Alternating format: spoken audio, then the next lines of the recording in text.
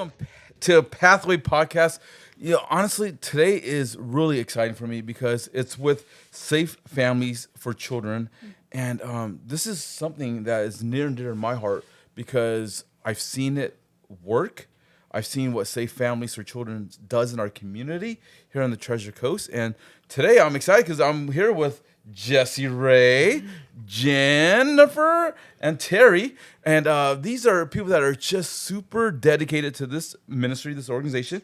Jesse being the Treasure Coast director, and Terry being a host family volunteer, and Jen being a host family volunteer. So welcome. Thank you. I'm excited to be here. Sorry. As you can see, I'm just super excited because, again, like I said, this is a organization that I've seen just tremendously impact this community. So it's hard not for me to go, woohoo, because it really is something that I believe in. It's not just like, hey, let's just sit down and do a cool podcast. It really is something that I want to share with our community and let people know that this is an organization that is just killing it. It's just making a huge impact. So, Jesse, you got to tell us, give us a story behind Safe Families. Like, what inspired its creation? Well, it's actually 21 years ago now this summer, and it was in Chicago. Our founder was working at a group home for children who were in foster care. And, 20 years ago, nobody was talking about prevention. No, everybody was just trying to figure out the child welfare system was evolving. They had group homes. They're trying to figure out how to get kids the most help that they could in a system that was already starting to feel overwhelmed. And he was a psychologist who happened to answer the door when a mom came in looking for help. He was trying to figure out who her case manager was, maybe where her kids were in the system, if they were in that group home or if they were in an actual home, with a foster family. And it turned out she actually didn't, her kids had not been removed. So she was in a crisis. She had her kids at home with her and she was trying to get help and she had nowhere else to go. And so she walked into a foster care group home in the city of Chicago. And so Dave looked at her and said, "Ma'am, I'm really sorry, but until something bad happens, I can't help you." And she said, "You don't understand that if you don't help me, something bad is going to happen." And he felt really defeated. He didn't know about any other resources in the community where he could direct this mom. And he was talking to his small group. He had his church small group that night and said, "I had a really lousy day at the office." And they just started talking about these issues and how do we help these families who really want to do something different. Like they're not abusing their kids. They're not hurting their kids. Like they want help. And the small group looked back and said, "There is something you can do and we'll help you." And so Dave and his wife took those two kids into their home. Mom resolved her crisis, and then kids went home to mom. And so out of this desire to live out the gospel and to be the hands and feet of Jesus, to be neighbors and be like extended family to those who were in crisis, had a hardship, wanted what was best for their kids, but didn't know where else to go, that was the heart that Safe Families was born from. Wow. And how long ago was this? That was 21 years ago. 21 years ago in Chicago.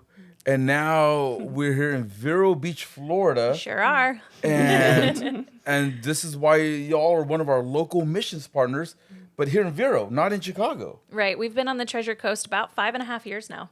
Wow. So for those who don't know, Jesse, what separates Safe Families from the traditional foster care system?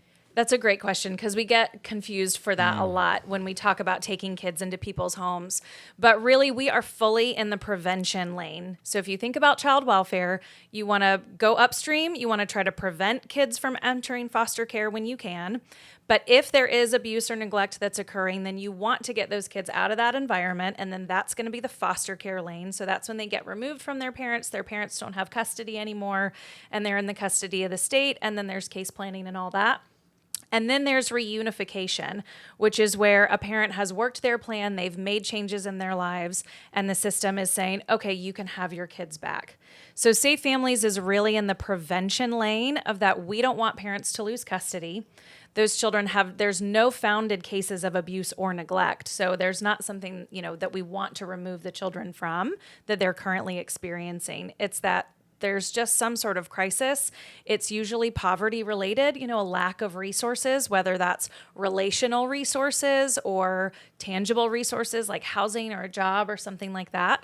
And so we are working hand in hand with the parents so that they're meeting their goals, but that we're helping them keep their kids safe in the meantime. You out here in this podcast world or a pathway, how do you hear something like that and not just have your heart just burst with joy and tears at the same time, knowing that there is an alternative? Children don't have to go to foster care where, unfortunately, I'm not knocking the system, but sometimes you get lost in it, right? But this is a stopgap. This is, like you said, the gospel being the hands and feet of Jesus Christ here on planet Earth being lived out. That is amazing. Like, this is why we're just also passionate about it. And Jen, I know you and Dennis, your husband, have been a host home for many times. Yeah. And that's how I kind of got introduced to you. I mean, you all are dear friends to me now, right? Before that, I was like, oh yeah, you're like, hey, I'm a host home. I'm like, oh great, what is that? How has it impacted your life? Right, wow. It's hard to believe it's been about 5 years of hosting kids intermittently, how time flies. I just look at Safe Families. I've always believed in the mission. It's a beautiful mission of stepping in the gap for a season. And I feel that Safe Families for my husband and I and our family, it's been a vehicle to live out the gospel. It's been a vehicle to live out Matthew 25. Whatever you do to the least of these, you do unto me. When did I clothe you? When did I feed you? When did I bring a stranger in? That's what Safe Families is. And to be honest, as a believer, I didn't do that a lot. And it's refreshing to have something tangible where we could help our community. Who is your neighbor? There's a lot of neighbors we don't know. And Safe Families has opened my eyes to what's in my back door. People and places I would never intersect with.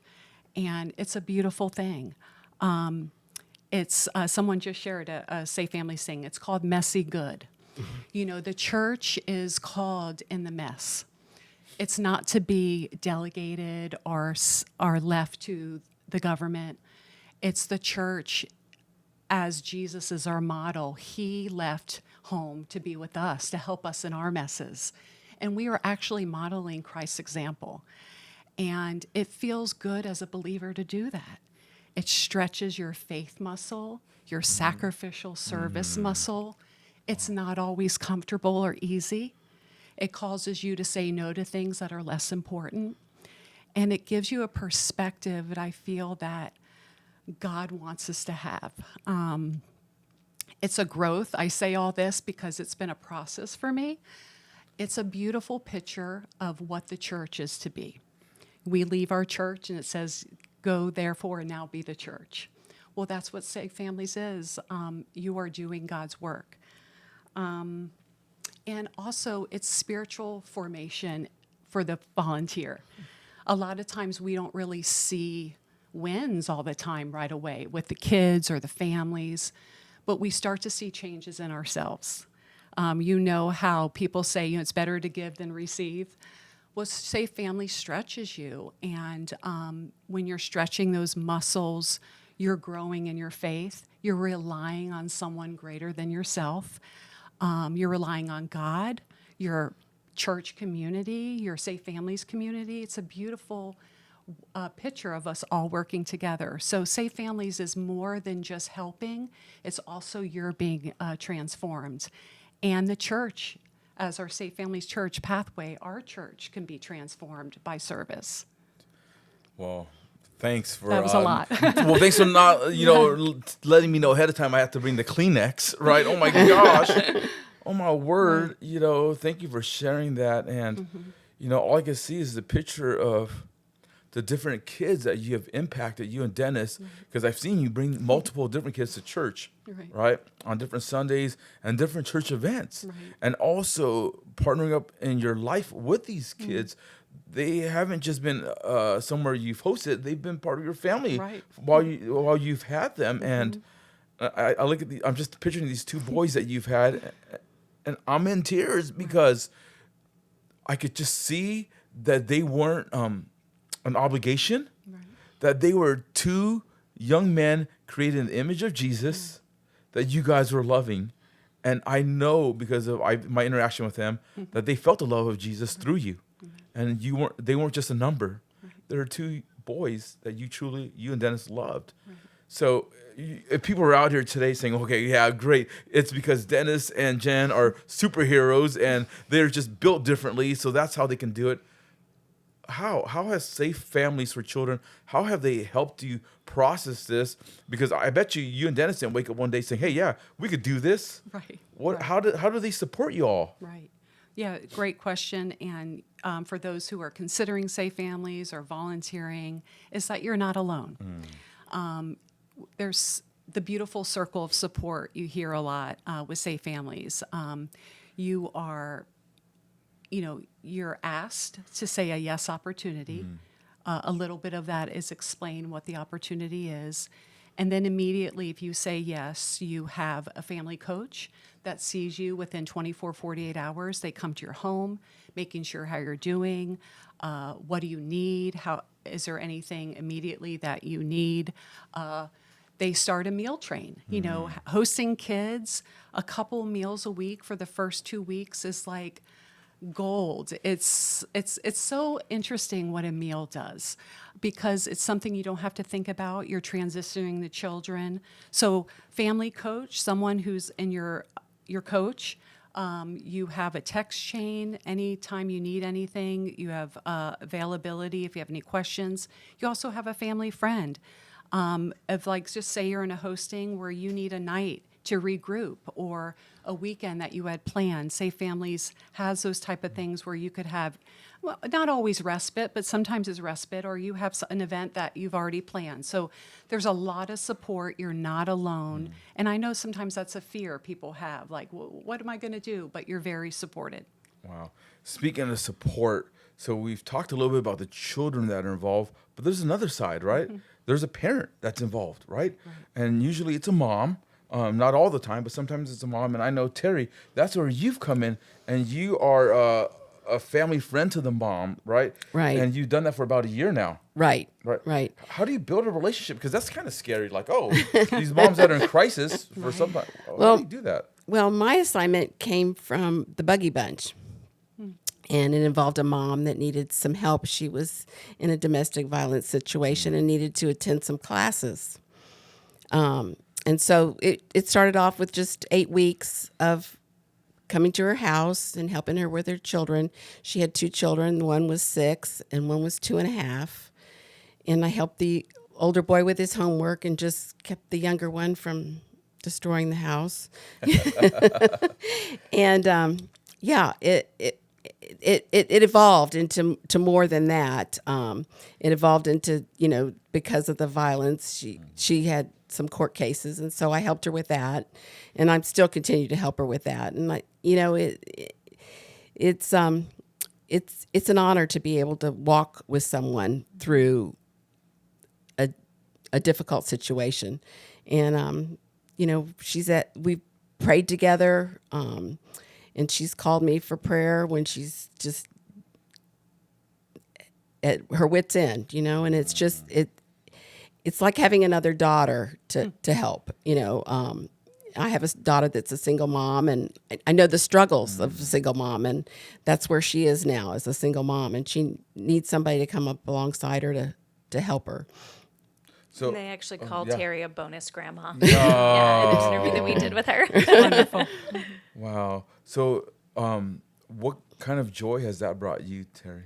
Oh, it's, I feel a sense of purpose, and I'm so thankful for my family. It's just nice to be able to help someone else with their family, that's been the biggest joy. And the kids are like, another set of grandkids. Well, that's amazing. 'Cause I know as a church we're going through something called Organic Disciples, and that's one of it is where you have to have some type of mentor that's gone before you, pour into you, and that's what you're getting to do for these moms. Yes. So thankful for that. Yeah. Fortunately, she was a Christian to begin with, and so she has a good background. But doesn't mean that you don't have trials and struggles. And she definitely has a trial and struggle, and we've been able to get through it.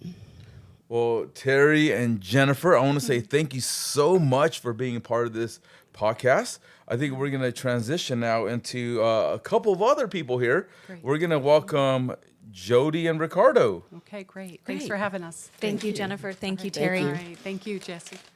All right, joining us now is Jody and Ricardo. Hey, thank you so much for joining us today. Absolutely. Thank you for having us.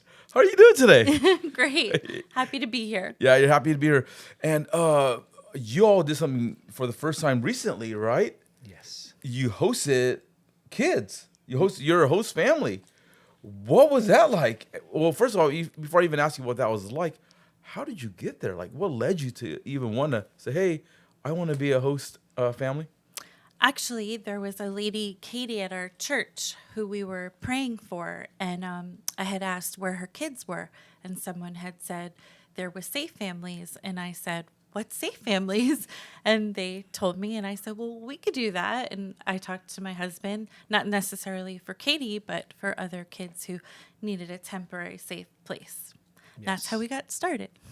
Wow. So just hearing a testimony from our stage or social media, whatever it is, that sparked something in your heart to say, hey, you had to, it was in your heart, and then you had to check with Ricardo, and Ricardo's like, hey, what was that experience like, Ricardo, having kids that, from safe families in your home? What was that like? Well, it was definitely different. It was a great experience. We've always had a heart for children. I've been Uncle Rick to dozens of kids. All my best friends have had kids, so I've always had a great relationship with kids. I'm a big kid myself. I can tell. So I was more than happy to be able to do something like that. God's blessed our lives so greatly and so tremendously that I felt selfish to say no to something like this. So I opened my heart and opened my home, and I was more than happy to be able to share what we have and bring them into our home. And I'm so blessed and happy that we were able to do it, and that we took it upon ourselves to stretch ourselves and do it. Wow. So what was the experience like for you? Well, I call it my beautiful challenge because it wasn't always easy, but it was beautiful. And just seeing my daughter with the kids and my daughter's friends with the kids, and just living life with them for a period of time, and getting attached to them. It wasn't easy to say goodbye. Prepare yourselves, anyone thinking of this, but you can do it. You fall in love with them. And it was just, I saw God's hand in so many small and big details when I was tired. But Safe Families it's a beautiful organization, and I know someone had mentioned about the circle of support, and our circle of support was beautiful. Like strangers just bringing us food or gift cards or whatever we needed whenever we needed it. We were not alone. Like it was beautiful. My beautiful challenge. Well, Jody, something you said right now, I'm hoping that's the heart of whoever does this, is that they fall in love, right? Because I think that's what God calls us to do. It's not just a checklist of, I want to serve. It really is that we're pouring our hearts and souls. Mm-hmm. And it sounds like that's what you did with these kids that you had. And on top of that, it wasn't just you and Ricardo. It sounds like it was a whole family affair. How did this impact your daughter? Well, she definitely met new people and just saw life differently. She actually didn't realize how hard I worked as a mom, and then she saw that, and it softened her heart a little bit, and just was a beautiful selfless experience. Kids get so involved in their world, and she stepped outside her world to read or tell stories or have fun, and it was a beautiful thing to see her think of them instead of herself. Wow. So it wasn't just impactful for the kids and families that you're serving, but it was also impactful for your own family. Yes. Very much so. So if you're on an elevator with somebody and you have to pitch Safe Families, what would you say, Ricardo? Like, why? Why should I jump in and get involved here? If you don't, who will? How are these kids going to receive any Amen, help brother. unless you step in Whoa. and, be God's hands and feet? Oh, my. Wow. what would be your pitch? I mean, that's a hard one to follow. What would be my pitch? Yeah. I mean, yeah, that is a hard one to follow, but it's true. Like we say, oh, we're going to serve. Oh, we love Jesus. Well, do we really? How are we serving? Like, are we really laying our life down? I know I wasn't, and I did. And it was great to be in God's will. Like, it wasn't easy, but it was beautiful. And we'll do it again. We're meant to do this. We'll always do this. Maybe we'll take breaks, but One of those other things I would say is, how do you be God's light? How can you be the light if you just hang out in the shadow? You know. I love it. I love it. I love it. So there is challenges though with safe families. Jesse, what are just some of the challenges that you are facing now, and how do you address them? Yeah, there are a lot of challenges. It requires a lot of discernment. Honestly, we as a team really have to pour into our own spiritual practices and make sure that we're really staying rooted and connected, because it's easy to get discouraged. It's easy to feel overwhelmed. It's easy to feel like, nobody else cares, like nobody else is doing this work. And then you bring in volunteers to tell their story and my heart's broken all over again. I know. But it is, so there are simple things too sometimes where we aren't sure if we have the right resources. There's only so much that we can know about a family up front. And so there's a lot of discernment that we have to practice along the way, sometimes we even go out and we'll observe a family and the children beforehand so that we can kind of get a better picture of what we might be saying yes to. So there's a lot of that kind of it's just a, heavy kind of emotional work, even for us as staff. And then there's some other just practical challenges, like we haven't really been able to say yes to a lot of Spanish-speaking families because we don't have bilingual volunteers. And so we need Spanish speakers.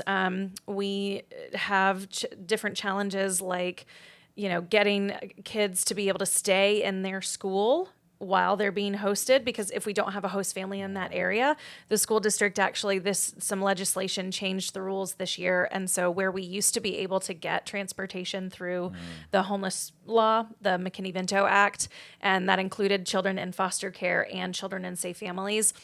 And they've actually changed that legislation. And so now even children in foster care are not covered for transportation under that McKinney-Vento Act.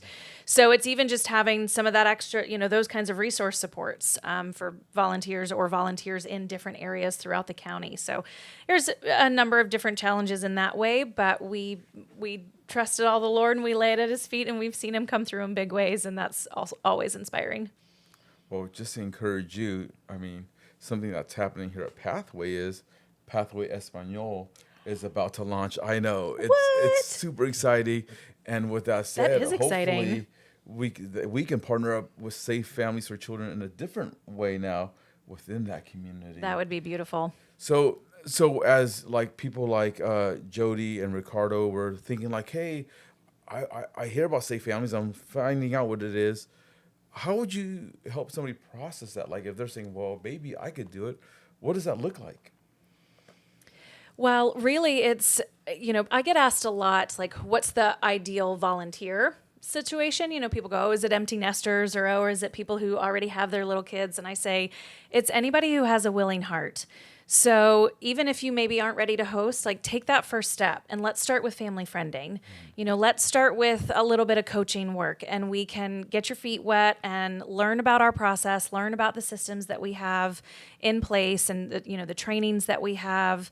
And let's just get started. So we have an online application that's required. We do, as far as our approval process, we require 4 hours of upfront training. We do background checks. We do home safety checks, safety paperwork. We interview the families. So there's a handful of those steps as far as the approval process goes. But really, let's have a conversation, or come and, find a volunteer in your church. There are several. There are even some who aren't here today, who can share their experience and just learn from them and trust the Lord that he's going to grow you, he's going to change you, and he's going to carry us through. Thank you. And if you're out there listening to this Pathway podcast, the heart behind it is that it wouldn't be just something you listen to, but it really is like Jody and Ricardo and Jen and Terry, who were on earlier. that this would be something that would move you to be the hands and feet of Jesus Christ. And like Ricardo said so eloquently, if not you, then who, right? So if you're out there listening, if not you, then who? Wow, that's going to impact me tremendously. So Jesse, hearing these stories, I mean, I don't know how, I'm not trying to guilt anybody, but as a believer, I don't know how you sit here and aren't uncomfortable anymore in your own shell. Like, for any of these listeners that are feeling inspired, how can churches and individuals in the community get involved with Safe Families? Thanks, Oro. I appreciate that. It's, we know that taking a child into a home can feel like a really big deal. And it is on some levels. And so that's why at Safe Families, we have a lot of different on-ramps. So we can start with what we call our resource friends. Those are the ones who are taking the meals that Jennifer mentioned.